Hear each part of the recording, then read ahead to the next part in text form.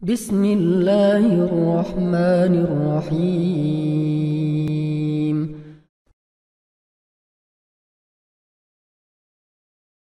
Bismillahirrahmanirrahim. Assalamualaikum warahmatullahi wabarakatuh. Sahabat yang beriman, pahala adalah tabungan rahasia dan ditangani langsung oleh Allah Subhanahu wa Ta'ala. Karena tanpanya seorang muslim akan terjerumus dalam kenistaan dan kebinasaan di akhirat.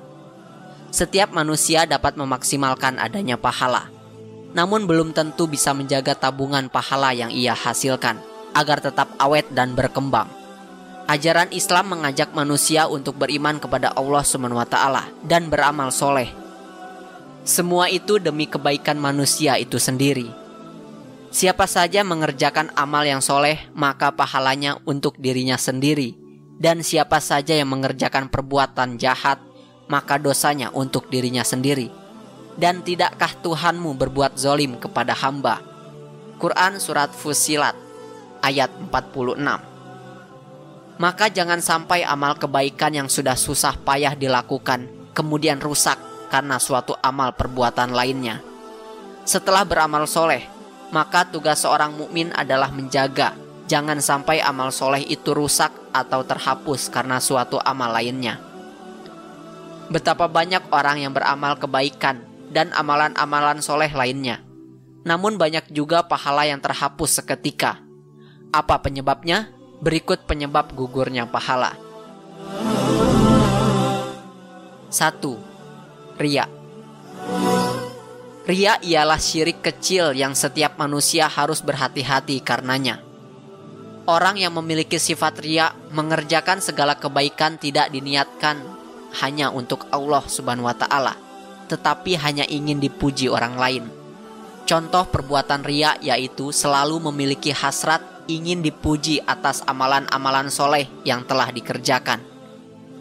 Bukankah telah disampaikan bahwa jika tangan kanan memberi, maka sembunyikan tangan kirinya?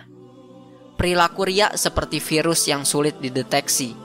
Bisa saja kita merasa tidak sedang melakukannya, tetapi lisan dan perilaku tercatat sebagai dosa yang bisa menghanguskan pahala kita. Maka sebaiknya kita lebih berhati-hati dan sembunyikanlah segala amalan dari orang lain, sebab kebahagiaan yang sesungguhnya ialah di akhirat kelak, bukan karena pujian dari orang lain. Imam Muslim meriwayatkan dalam sebuah hadis qudsi, Allah Subhanahu wa Ta'ala berfirman, "Aku paling kaya, tidak butuh tandingan dan sekutu. Barang siapa beramal menyekutukanku kepada yang lain, maka aku tinggalkan amalannya dan tandingannya." 2. Syirik. Ini adalah perbuatan menyekutukan Allah, seperti mengharap dan menyembah selain kepada Allah, percaya akan kekuatan selain kekuatan Allah, dan menyandarkan segala urusan kepada zat lain selain Allah. Perbuatan syirik akan membuat pahala gugur dan pelakunya akan dimasukkan ke dalam neraka jahanam. Semua dosa berpeluang mendapat pengampunan dari Allah Subhanahu wa Ta'ala, terkecuali dosa syirik. Betapa Allah sangat murka pada manusia yang memalingkan diri dari kekuasaannya. Dalam surah Az-Zumar ayat ke-65 telah disampaikan, "Dan sesungguhnya telah diwahyukan kepadamu dan kepada nabi-nabi yang sebelummu, jika kamu mempersekutukanku, niscaya akan hapuslah amalmu dan tentulah kamu termasuk orang-orang yang merugi."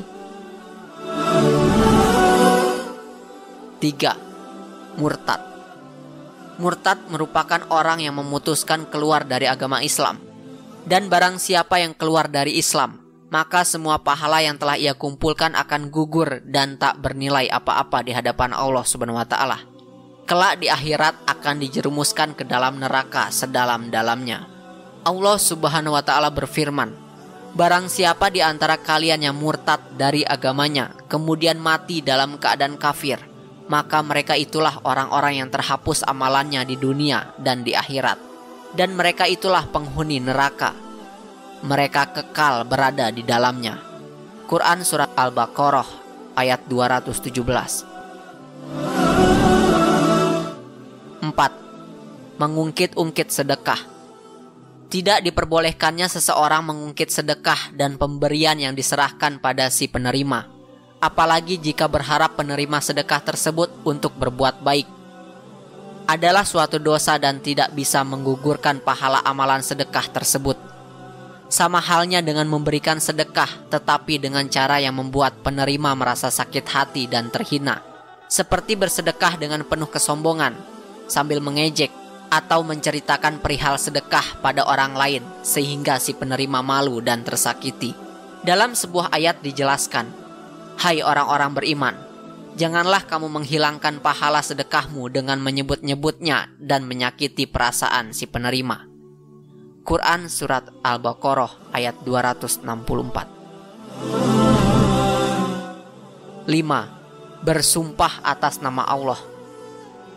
Bersumpah atas nama Allah merupakan salah satu bentuk ucapan tanpa ilmu, karena ampunan Allah merupakan perkara gaib, sehingga tidak bisa seseorang mengatasnamakan Allah dalam menyatakan hal tersebut.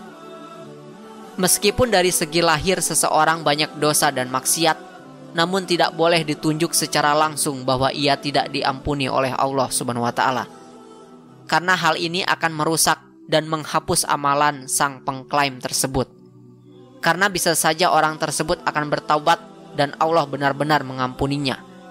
Dalam hadis Jundub radhiyallahu an, bahwasanya Rasulullah Shallallahu alaihi wasallam mengisahkan ada seseorang berkata, "Demi Allah, Allah pasti tidak akan mengampuni si fulan." Maka Allah Subhanahu wa Ta'ala berfirman, "Siapakah yang bersumpah atas namaku bahwa aku tidak akan mengampuni si fulan? Sesungguhnya aku telah mengampuni si fulan, dan aku menggugurkan amalmu." Hadis riwayat Muslim. 6.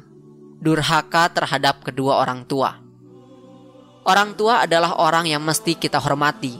Namun, jika kita durhaka pada mereka, maka gugurlah pahala amalan yang telah dikerjakan. Rasulullah Shallallahu alaihi wasallam bersabda, "Ada 3 golongan manusia yang Allah tidak akan menerima dari mereka amalan wajib, fardu, dan tidak pula amalan sunnah nafilah mereka pada hari kiamat kelak. Seorang yang durhaka kepada orang tuanya, seorang yang menyebut-nyebut sedekah pemberiannya, dan seorang yang mendustakan takdir." Sahabat yang beriman, itulah 6 penyebab gugurnya pahala.